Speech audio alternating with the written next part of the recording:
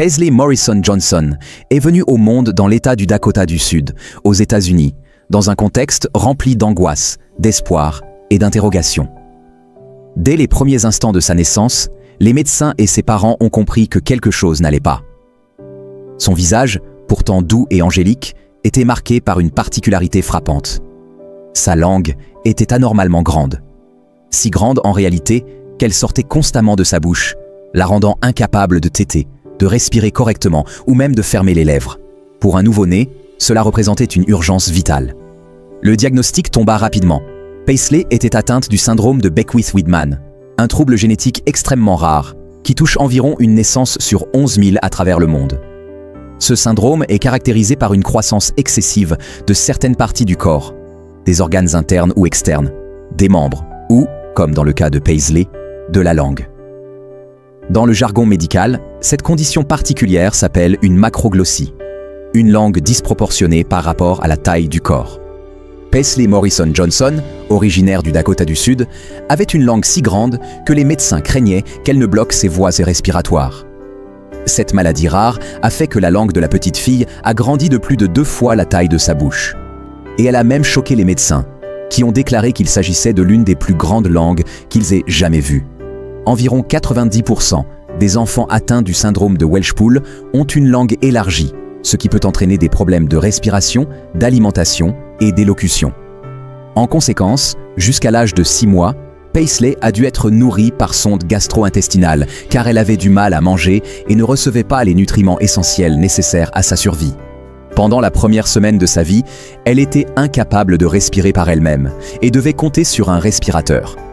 Les parents inquiets, Madison Kieno, 21 ans, et Shannon Morrison Johnson, 23 ans, espéraient que la bouche de leur fille grandirait pour s'adapter à sa langue trop longue. Mais cela n'a jamais été le cas. Les jours qui ont suivi sa naissance furent critiques. Paisley ne pouvait pas se nourrir seule.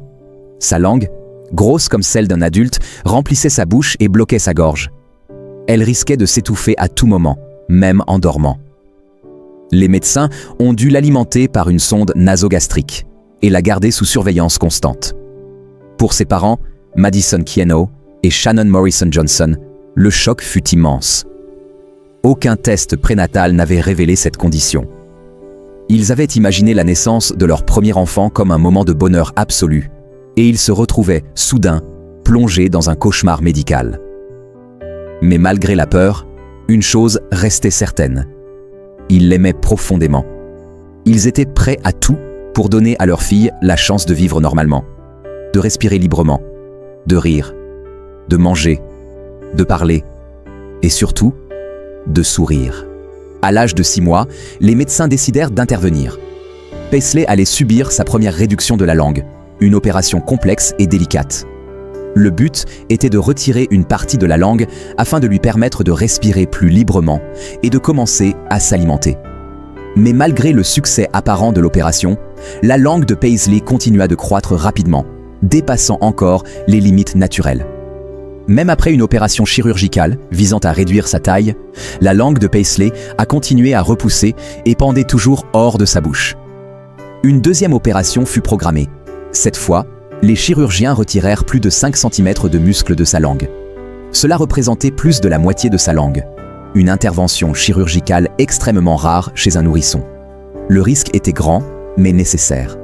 La convalescence fut longue, douloureuse, mais enfin, les résultats furent là. Pour la première fois, Paisley put fermer la bouche. Pour la première fois, son visage ne semblait plus écrasé par cet excès de chair. Et surtout, pour la première fois, elle a souri. Ce premier sourire, Madison, sa mère, s'en souviendra toute sa vie. C'était comme si le monde s'était arrêté de tourner, raconta-t-elle plus tard. J'ai attendu ce moment pendant tellement de mois. Voir ma fille sourire, ce fut comme voir la lumière pour la première fois. Ce n'était pas un simple sourire.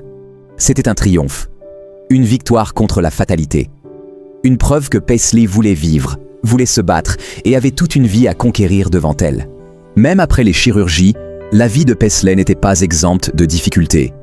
Elle dut apprendre à parler différemment, à manger avec prudence, et elle suivit des thérapies pour développer sa motricité orale. Les médecins surveillaient attentivement sa croissance, car les enfants atteints du syndrome de Beckwith-Wiedemann courent un risque plus élevé de développer certains types de tumeurs, comme le cancer du rein, tumeur de Wilms. Elle apprit à dire maman, papa, à jouer, à rire, à embrasser ses proches.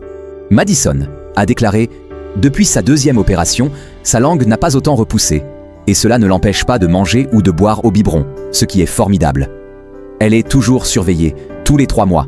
Elle passe des scanners et des prises de sang pour surveiller les tumeurs, ce qui est l'un des inconvénients du BWS. Malgré cela, elle semble être un bébé très heureux, et on s'occupe bien d'elle. Nous sommes donc très confiants quant à son avenir. » Madison, mère de 2 enfants et étudiante, a déclaré « Sa langue sortait constamment. Elle la mâchait toujours parce qu'elle prenait beaucoup de place dans sa bouche. » Elle a ajouté « Les médecins ont essayé de la nourrir au biberon, mais ils n'ont pas trouvé de tétine qui puisse l'aider à cause de sa grande langue.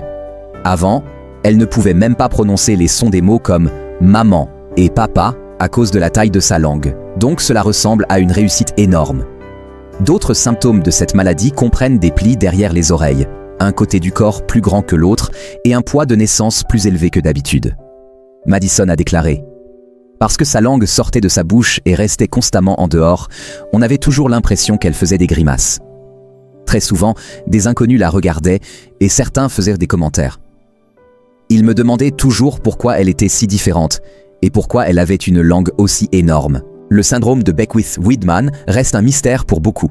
Mais grâce à des histoires comme celle de Paisley Morrison Johnson, les choses changent. La science progresse. Les familles se sentent moins seules. Et le monde découvre que même les plus petits, même ceux qui naissent avec les plus grandes batailles à mener, peuvent devenir de puissants messagers d'espoir. Paisley n'avait peut-être que quelques années, mais son sourire était déjà illuminé des milliers de vies. Les médecins espèrent que Paisley n'aura pas besoin d'une nouvelle opération de réduction de la langue et surveillent désormais d'autres risques associés au syndrome de Beckwith-Wiedemann. Les enfants atteints de cette maladie ont entre 7 et 25% de chances de développer des tumeurs cancéreuses. Paisley devra donc subir des échographies et des analyses de sang tous les 3 mois jusqu'à l'âge de 8 ans, âge auquel le risque diminue considérablement. Le syndrome de Beckwith-Wiedemann, BWS, est causé par une altération génétique affectant les gènes qui régulent la croissance.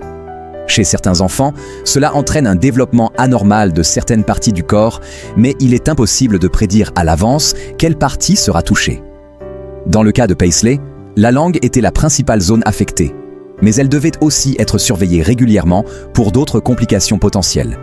L'histoire de Paisley a fait le tour du monde. Elle a inspiré d'innombrables familles vivant des défis similaires. Ce petit être au regard pétillant, à la langue jadis si envahissante, devint le symbole d'un courage né dès la naissance et d'une résilience extraordinaire. Aujourd'hui, Paisley continue de grandir, entourée de l'amour inconditionnel de ses parents et soutenue par la communauté médicale qui a sauvé sa vie. Elle suit des examens réguliers, reste suivie par des spécialistes, mais elle vit pleinement. Et c'est tout ce qui compte.